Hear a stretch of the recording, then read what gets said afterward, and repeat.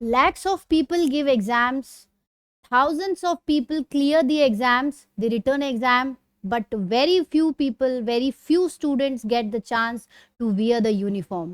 कभी सोचा है ऐसा क्यों? Hello, welcome to all, this is Vaishali, welcome to our channel revision का अड्डा। तो आज हम यहाँ पे देखेंगे कि जो भी जितने भी डिफेंस एस्पिरेंट्स हैं, सब लोग सोचते हैं, सबके अंदर एक एंथुजियाज्म होता है, एक जोश होता है टू जॉइन द फौज and do something for the nation, for the people of the nation. तो यहाँ पे आप ये देख रहे हैं कि ये जस्ट टू रिप्रेजेंट जो एसएसबी सेंटर्स होते हैं, सर्विस सिलेक्शन बोर्ड, आप एनडीए, सीडीएस, एफकेट जो भी एग्जाम्स देते हैं, तो रिटर्न क्लियर करने के बाद में you have to appear for SSB. तो इस तरीके से सब लोग अपने ड्रीम्स को लेके अंदर जाते हैं, लेकिन अंदर जाने में और जब आप वहां से बाहर आते किस स्टेज पे आ रहे हैं, तो आज हम यहाँ पे वही डिस्कस करेंगे किस स्टेज पे हमारे लिए कौन सी स्टेज कितनी इंपॉर्टेंट है और उसके लिए हमको क्या एफर्ट्स करने चाहिए कि जो सपने हमने देखे हैं हम उनको पूरा कर पाए। चलिए आगे बढ़ते हैं। तो यहाँ पे देखिए, thousands clear the written exam but only a few wear the uniform. The question is why, क्यों ऐसा होता है?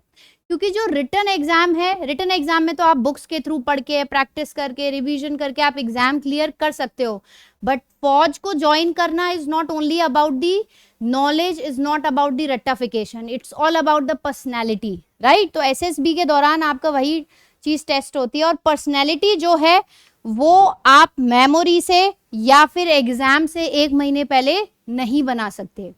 हमारी जो पर्सनालिटी होती है, जो वहां पे देखी जाती है, अभी हम लोग डिस्कस करेंगे किस स्टेज पे क्या वहां पे असेस किया जाता है हर एक इंडिविजुअल का, राइट। तो यहाँ पे आप कभी भी 10 दिन पहले, 15 दिन पहले अपनी पर्सनालिटी डेवलप नहीं कर सकते। ये एक लॉन्ग जर्नी होती है। जैसे जैसे हम अपने जीवन में आगे बढ़ते हैं, हमारी एज बढ़ती है, हमारे जो एक्सपीरियंस होते हैं उसके हिसाब से हमारी पर्सनालिटी डेवलप होती है, राइट। तो यहाँ पे अब हम अलग अलग एस्पेक्ट को देखेंगे। तो एसएसबी होता क्या? It stands for service selection board. ये एक 5 डे पर्सनैलिटी असेसमेंट होता है, जिसमें से ऑफिसर लाइक क्वालिटीज, या जिनको हम शॉर्ट में बोलते हैं OLQs, को आइडेंटिफाई किया जाता है। तो वो जो OLQs होती हैं, उसमें किसी भी इंडिविजुअल का या किसी भी स्टूडेंट का परफेक्शन नहीं देखा जाता, उसमें देखा जाता है कि उसमें पोटेंशियल कितना है टू बी ट्रेन्ड, वो क्वालिटीज उसमें है या नहीं, कि कल को जब उसको बॉर्डर पे छोड़ा जाएगा, उसको नेशनल सिक्योरिटी के लिए जब उसको ड्यूटीज परफॉर्म करनी होंगी, तो वो कैपेबिलिटी उसमें है या नहीं। So these are the things that are tested in SSB. The assessors are not looking for the perfection, they are looking for the potential. तो अक्सर हम यहीं पे थोड़ा सा कंफ्यूज हो जाते हैं। हम टॉपर्स की जो है इंटरव्यू सुनते हैं, हम लोगों जो लोग सिलेक्ट हो चुके होते हैं, हम उनकी राय को समझते हैं। तो कहीं ना कहीं, क्योंकि हम बहुत छोटी एज में, जैसे जो एनडीए वगैरह का एग्जाम है, तो वो हम 12th के बाद ही उसमें अपीयर हो जाते हैं। तो उस टाइम बच्चा इतना छोटा होता है कि उसको शायद समझ ही नहीं होता, वो दूसरों से सुनता है और कहीं ना कहीं उसको इमिटेट करने की कोशिश करता है कि अगर उसका सिलेक्शन हुआ है तो वो क्वालिटीज अगर मैं अपने अंदर डालने की कोशिश करूंगा तो शायद मेरा भी हो जाए। तो यहाँ होता है एक उसको पूरे अंदर अपने तरीके से बसाना, क्वालिटीज को अपने अंदर बिल्कुल क्रिएट करना, डेवलप करना, और एक होता है शॉर्ट पीरियड ऑफ टाइम में उनको इमिटेट करना, कॉपी करना। तो जो कॉपी करके आप वहां पे रिफ्लेक्ट करते हो, वो कहीं ना कहीं पकड़ में आ जाता है, तो वो आपका जेन्युइन कैरेक्टर नहीं होता है, वो आपकी जेन्युइन क्वालिटीज नहीं होती हैं। इसीलिए एक लंबा प्रोसेस है जिसमें आपको डे बाय डे इंप्रूव करना होता है, डे बाय डे अपनी क्वालिटीज को एनहांस करना होता है। अब यहाँ पे ऑफिसर लाइक क्वालिटीज में क्या होता है? इफेक्टिव इंटेलिजेंस देखी जाती है कि प्रैक्टिकल जो प्रॉब्लम्स हैं वो आप सॉल्व कर पा रहे हो कि नहीं, राइट।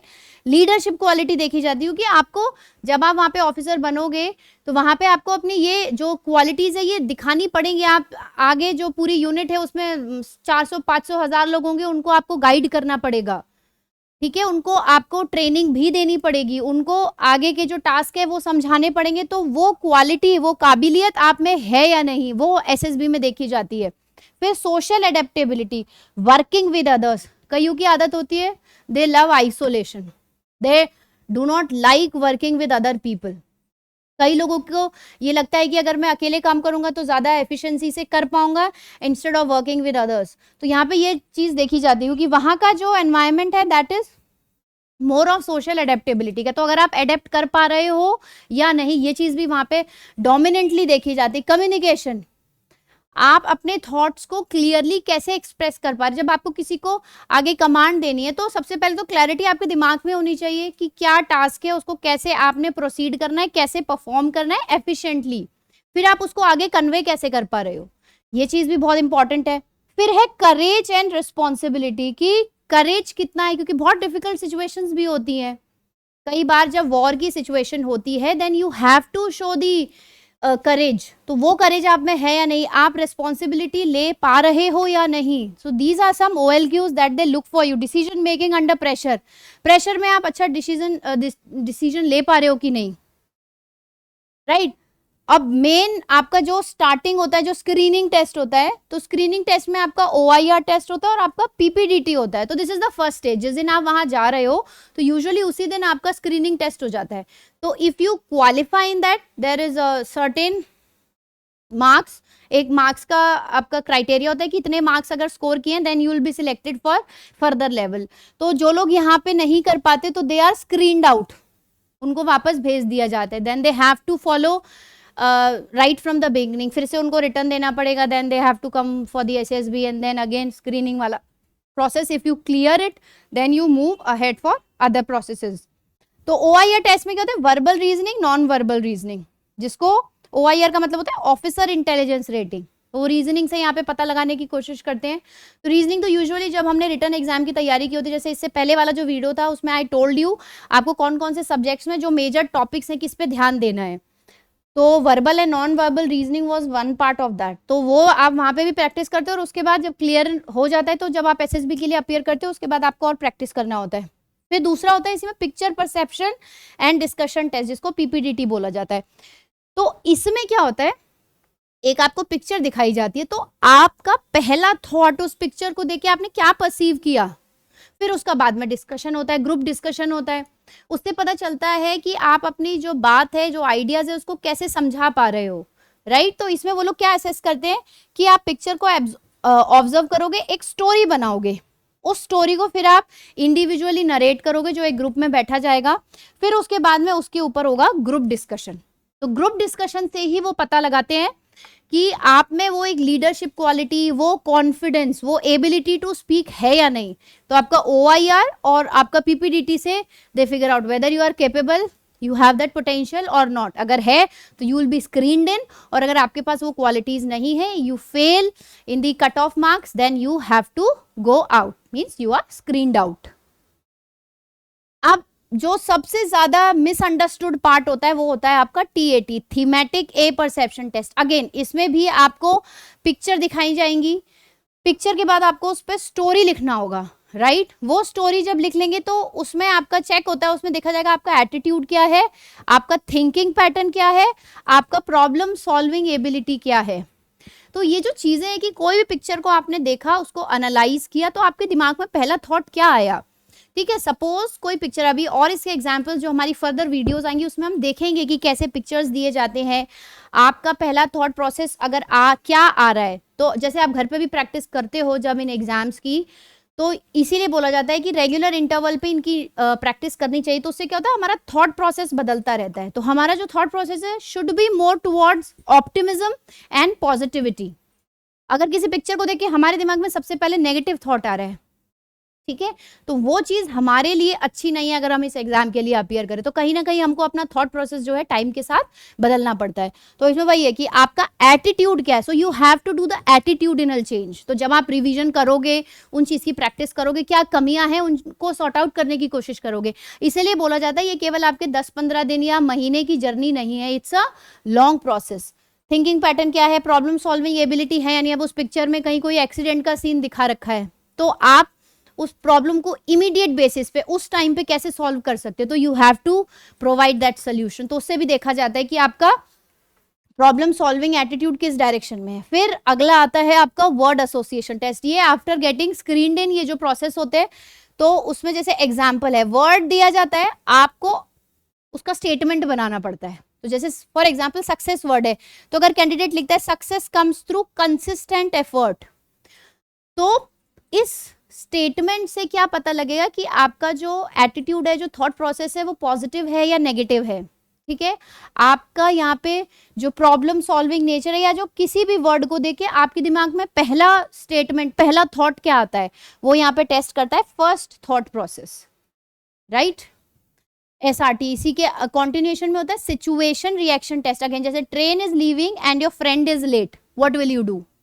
तो यहाँ पे एक सवाल, जैसे एक कोई सिचुएशन दे दी, अब उस सिचुएशन को पढ़ते ही आप, क्योंकि शॉर्ट में एक स्टेटमेंट लिखना है, तो उस सिचुएशन को देखते ही आपका क्या रिस्पॉन्स होगा वो आपको लिखना है, इसीलिए इसका नाम है सिचुएशन रिएक्शन टेस्ट। तो उससे पता चल जाएगा कि अगर डिफिकल्ट सिचुएशन है तो आप कैसे रिएक्ट करोगे। आप एकदम से परेशान तो नहीं हो जाओगे, आप काम माइंड से कैसा डिसीजन ले पाते हो। ठीक है, तो वो सिचुएशन रिएक्शन टेस्ट से ये देखा जाता है। डिसीजन मेकिंग स्पीड देखी जाती है कि अगर कोई इमरजेंसी सिचुएशन है तो उसमें आप क्या एक्शन लोगे। ठीक है, तो यहाँ पे उसकी टेस्टिंग की जाती है। फिर आता है आपका self description test. Self description में आप अपने बारे में लिखते हो, पेरेंट्स के बारे में, फ्रेंड्स के बारे में, टीचर्स। तो ये बेसिकली क्या टेस्ट करता है, how self aware you are about yourself and your family. अपने बारे में कितना जानते हो, फैमिली के बारे में कितना जानते हो, तो इसीलिए ये आपसे लिखवाया जाता है। दूसरा होता है जीटीओ टास्क, ये आपके ग्रुप टास्क होते हैं। ठीक है, तो इसमें देखा जाता है कि आप बाकी लोगों के साथ कितना कंफर्टेबल हो, कोई भी टास्क दिया गया उसको आप कितना एफिशिएंसी के साथ उस गिवन टास्क को कर पा रहे हो, राइट। तो ये आपका जो है मोस्ट एक्साइटिंग पार्ट है। इसमें आपको ऑब्स्टेकल जो होते हैं ना, वो जब आप प्रैक्टिस करते हो तो यूजुअली आप इमेजेस के थ्रू पता लगाते हो कि हाँ ये ऐसे ऐसे ऑब्स्टेकल्स आएंगे और हमको इस तरीके से वहां पे परफॉर्म करना है। ठीक है, कई लोग प्रैक्टिस भी करते हैं ग्राउंड्स वगैरह में जाके। फिर आपका जो ग्रुप डिस्कशन होता है उसमें होता है can you express your views logically. आपको कोई एक टॉपिक दे दिया, राइट, और वहां पे आपको डिस्कस करना है, तो आप डर तो नहीं रहे हो, क्या आपके अंदर इतना कॉन्फिडेंस है कि 10 लोगों के ग्रुप में आप अपनी वॉइस को रेस कर पा रहे हो, आप अपने थॉट्स को एक्सप्रेस कर पा रहे हो, ये चीज टेस्ट की जाती है। फिर ग्रुप प्लानिंग एक्सरसाइज में can you solve problems as a team. आप ऐसा तो नहीं है कि मैंने जो बता दिया वही होगा, आप ऐसे डोमिनेटिंग तो नहीं हो। मतलब मेरा एटीट्यूड ऐसा होना चाहिए वहां पे कि अगर दूसरा भी अपना कोई ओपिनियन दे रहा है तो मैं उसका भी सुन लूं, मैं अपना उसके ऊपर डोमिनेंटली इम्पोज करने की बजाय उसका भी सुन लूं, राइट। तो यहाँ पे ये देखा जाता है कि आप ग्रुप के साथ कितना कंफर्टेबली काम कर पा रहे हो। अब ये देखिए प्रोग्रेसिव ग्रुप टास्क, इसमें टीम में जो ऑब्स्टेकल एक्टिविटीज है वो दी जाती है। फिर देखा जाता है कि लीडरशिप कैसे है, कोऑपरेशन कैसे। जैसे कोई प्रॉब्लम आ गई सपोज, तो आपने क्या इनिशिएटिव लिया उसको स्टार्ट करने के लिए। कोई प्रॉब्लम दे दी गई, कोई एक लोड है, साथ में आपको कोई एक ब्रिज क्रॉस करना है इतने सारे लोगों को लेके, तो वहां पे they will give you certain rules also, उनको फॉलो करते हुए आपको एक जगह से दूसरी जगह जाना है, तो आप कैसे जाओगे। ठीक है, वो आपका प्रोग्रेसिव ग्रुप टास्क हो गया। यहाँ पे फिर हाफ ग्रुप, जैसे सपोज 10 का ग्रुप है तो पहले 10 के ग्रुप में आपको एक्टिविटीज दी जाएंगी, उसके बाद 5-5 में उनको हाफ कर दिया जाएगा। फिर उसमें देखा जाएगा कि आप कितना कंफर्टेबल हो। लेक्चरेट होता है, तो इसमें जनरली आपका 3 to 5 मिनट्स का आपके पास टाइम होता है। आपको एक रैंडम मतलब स्लिप दे दी जाएगी, उसमें से आपको उठाना होता है। मतलब this was a thing, it happened when I was there in my SSB. तो उसमें जैसे आपने स्लिप उठाया, कौन सा टॉपिक आए, तो उस पर जैसे एक्सटेम्परे होता है तो बिल्कुल उसी टाइम आपको बोलना होता है। तो आपके पास 3 से 5 मिनट का टाइम होता है। ये क्या टेस्ट करता है कि कॉन्फिडेंस कितना है और आप कम्युनिकेट कैसे कर पा रहे हो, राइट। तो जो टॉपिक आया, अगर आपने प्रिपरेशन के दौरान उस पर कुछ पढ़ा हुआ होगा तो आप वहां पे अपने थॉट्स को एक्सप्रेस कर पाओगे, कहीं ना कहीं वर्ड को एसोसिएट कर पाओगे, स्टेटमेंट बना पाओगे, और you will seam confident enough. लेकिन अगर प्रैक्टिस नहीं किया होगा, जैसे ऐसे ही चले गए होगे कि वहीं पे देखा जाएगा, देखते क्या रहता है, नहीं, ऐसे नहीं होता है। तो वहां पे तो आप all of a sudden statement बना ही नहीं पाओगे, और टाइम भी बहुत ज्यादा नहीं होता कि आपको सोचने का भी टाइम मिल जाए और आप उसको फिर एग्जीक्यूट भी कर पाओ। तो इसीलिए प्रिपरेशन हर फेज की जरूरी होती है। तो confidence and communication, both the things are seen. Individual obstacles भी दिए जाते हैं, जैसे रनिंग देखा जाता है, जंपिंग देखा जाता है, बैलेंसिंग देखा जाता है। तो इसमें आपका स्टेमिना और डिटर्मिनेशन, ठीक है, तो इसीलिए बोला जाता है कि फिजिकली भी आपको एक्टिव रहना है। रिटर्न की भी जब तैयारी कर रहे होते तो उस टाइम पे भी आपको रनिंग, जंपिंग, वॉकिंग ये सब करना होता है, क्योंकि इंडिविजुअल ऑब्स्टेकल में तो आपको अपना ही परफॉर्म करना है। तो आपको जो टाइम सेकेंड्स दिए गए हैं उसमें कोई ऑब्स्टेकल क्रॉस करना है तो आप कितनी देर में कर पा रहे हो, तो वो भी देखा जाता है। डिटर्मिनेशन की, अगर मैं थक भी गया हूं तो क्या मैं उतना डिटरमाइंड हूं कि जो टास्क उस गिवन टाइम में दिया हुआ है मैं उसको पूरा करूं, चाहे कैसे भी करूं, दैट इज डिटर्मिनेशन। फिर आपका कमांड टास्क होता है, इसमें आप लीडर बनते हो। यहाँ पे आपका जो है लीडरशिप स्टाइल देखा जाता है कि आप जो उनको टास्क कैसे कन्वे कर पा रहे हो, आप उनको मोटिवेट कर पा रहे हो कि नहीं, कि जो भी टास्क दिया है, जो प्रॉब्लम दी है, उसको सॉल्विंग में आप मोटिवेट कर पा रहे हो कि नहीं। ये देखिए, तो इस तरीके से ये आपका, जैसे यहाँ पे डिस्कशन हो रहा है, ये देखिए ये ऑब्स्टेकल वाला है, यहाँ पे ये पीछे ये देखिए इंडिविजुअल टास्क चल रहे हैं, ये अगेन ये भी आपका जंपिंग वाला है। तो इस तरीके से एन ऑफिसर और उनके साथ में जो भी उनको असिस्ट कर रहे थे, they will be there to see कितने टाइम में किसने क्या किया है। तो पूरी तरीके से हर चीज को अच्छे से डीपली ऑब्जर्व किया जाता है, right. So like each and every step which is given to you, each and every task which is given to you, सबको बहुत गहराई से देखा जाता है। उसके बाद में आपका असेसमेंट किया जाता है, एनालाइज किया जाता है, और उसके बाद they decide whether you are suitable for that particular post और नॉट, राइट। ये सारी चीजें होने के बाद में आपका होता है पर्सनल इंटरव्यू। ये एक तरीके का, हम लोग ये सोचते हैं कि उन्होंने क्वेश्चन पूछा, हमने आंसर दे दिया, हमें आता है तो ठीक है, नहीं आता तो वील से आई डोंट नो। ये एक क्वेश्चन आंसर सेशन नहीं होता, ये होता है कि आप कैसे किसी के साथ कम्युनिकेट कर पा रहे हो, राइट। ये एक पर्सनालिटी एक्सप्लोरेशन होता है। तो यहाँ पे जो सवाल पूछे जाते हैं वो आपके पर्सनल बैकग्राउंड से पूछे जाते हैं, फैमिली से रिलेटेड भी हो सकते हैं, एजुकेशन से, फ्रेंड से रिलेटेड, आपके हॉबीज क्या क्या हैं, this is extremely important. Hobbies पे आपको अच्छे से काम करना है, क्योंकि वहां आप झूठ नहीं बोल सकते, ठीक है, कि मुझे समझ नहीं आ रहा मैं अपनी हॉबी में क्या बताऊं, तो मैं कुछ भी रैंडमली बता दूंगा, नहीं, क्योंकि जो आप हॉबी में वहां मेंशन करोगे, they will ask you question related to that only. तो अगर आपको उसके बारे में कुछ आइडिया नहीं, you won't be able to answer, तो वहीं पे आपका झूठ पकड़ा जाएगा कि इसने इसको फ्रेम किया है, ये इसकी रियल हॉबी नहीं है। तो इसीलिए आपको जब भी आप एग्जाम में बैठने की सोचते हो, उसी दिन से आपको सारी चीजों की तैयारी करनी पड़ती है। Current affairs extremely important, defence के वेपन्स हो गए, वॉर्स हो गए, इंटरनेशनल रिलेशंस हो गए, ठीक है, डिफेंस की एक्सरसाइजेज हो गई, मिसाइल्स वगैरह हो गई, तो इन सब पे, एयरक्राफ्ट्स हो गए, इन सब की नॉलेज आपको होनी चाहिए, क्योंकि इंटरव्यू में आपसे कुछ भी पूछा जा सकता है। जो लेक्चरेट वाला पार्ट होता है, जिसमें आपको टॉपिक दिया जाता है ऑन द स्पॉट बोलने के लिए, उसमें भी कोई भी टॉपिक आ सकता है। तो you should be well aware with the current affairs, ठीक है। तो इन सारी चीजों पे काम करना कैसे है while you are preparing for the written exam, तो इसको हम ऑलरेडी एक प्रीवियस वीडियो में डिस्कस कर चुके हैं। तो if you have any doubt you can go there and see that video. आपके पास डिफेंस की नॉलेज होना बहुत जरूरी है। सिचुएशन, जैसे सिचुएशन रिएक्शन टेस्ट एक तो रिटर्न में होता है, यहाँ पे भी आपको कोई भी सिचुएशन दे सकते हैं and they expect you to give answer there, तो उससे भी पता लगाया जा सकता है यू आर कॉन्फिडेंट इनफ और not to handle any kind of such a situation, right. तो वो आपका ये पर्सनल इंटरव्यू का पार्ट होता है। यहाँ पे एसर्स जो एसेस कर रहे हैं, जो ऑफिसर्स होते हैं वहाँ पे, जो इंटरव्यू पैनल में होते हैं, वो आपका परफॉर्मेंस डिस्कस करते हैं कि अभी तक 5 दिनों के दौरान आपको जो जो टास्क दिए गए आपने कैसे उनको परफॉर्म किया, वो डिस्कस करते हैं। इनको इंडिविजुअली बुलाया जाता है, बहुत सिंपल क्वेश्चंस पूछे जाते हैं, हाउ वाज योर स्टे।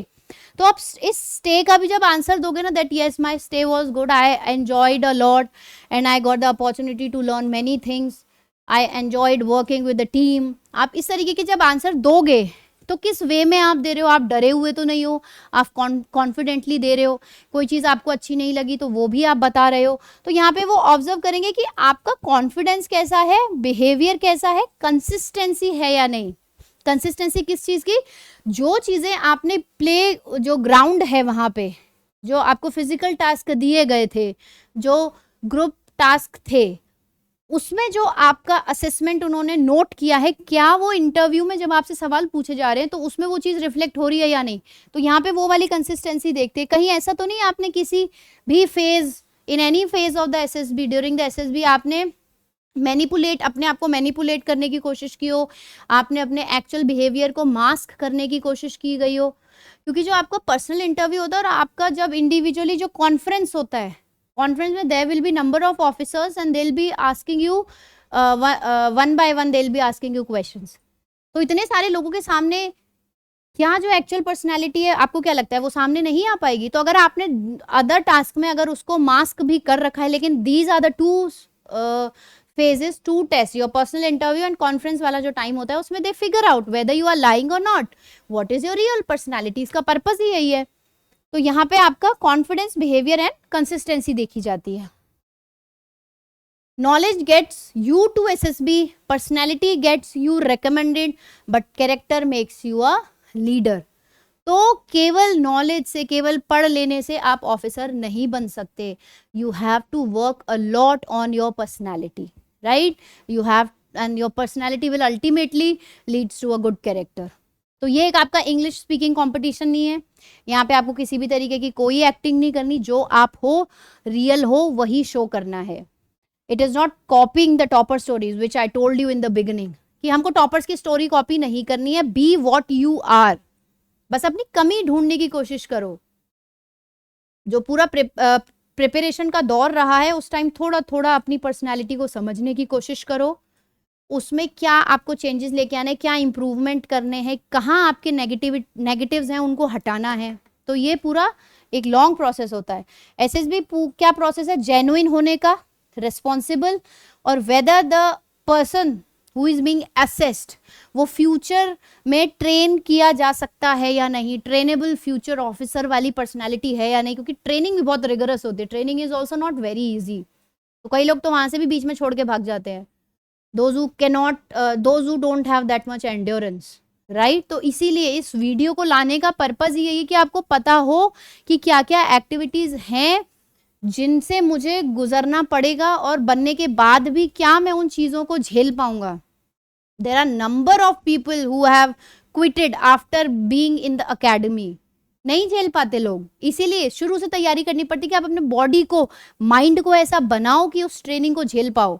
फिर रिटन एग्जाम जो है बुक्स के थ्रू आप क्लियर कर सकते हो, लेकिन एसएसबी पर्सनालिटी डेवलपमेंट के साथ ही क्लियर कर पाओगे. अगर पर्सनालिटी में कोई कमी है उसको अभी से काम करो उस पर. Start building officer like qualities today. शुरुआत में छोटे पे तो हमें पता ही नहीं होता कौन सी क्वालिटीज होती है. किसी में इनहेरेंट होती हैं. हर बच्चे का जो डेवलपमेंट होता है अलग तरीके से होता है. आसपास का माहौल सबका अलग होता है. सबकी परवरिश अलग तरीके से होती है. तो हर एक इंडिविजुअल एक जैसा नहीं हो सकता. सबकी अपनी अलग पर्सनैलिटी होती है. तो इसलिए you have to figure out, you have to take the guidance from somewhere जो आपको बता सके कि भाई ये कमी है, इसमें सुधारो, ये तुम्हारी अच्छाई है, इस पे और काम करो, right. Because recommendation is not a 5-day event, it is a result of years of habit. Habit 10 दिन में नहीं बन सकती आपकी कि हम वेट करें कि पहले रिटर्न एग्जाम क्लियर हो जाएगा उसके बाद एसएसबी में क्या होता है मैं उसकी तैयारी करूंगा. नहीं, आपको शुरू से ही काम करना पड़ेगा. तो this was all about the SSB. तो अगर आपको किसी भी तरीके की कोई और प्रॉब्लम है जो आप इसके बारे में जानना चाहते हैं, इस एग्जाम के बारे में जानना चाहते हैं, जो रिटर्न एग्जाम है उसकी प्रीवियस वीडियो में मैंने सारा कुछ डिटेल में डिस्कस किया है. इसमें एसएसबी वाला पार्ट है.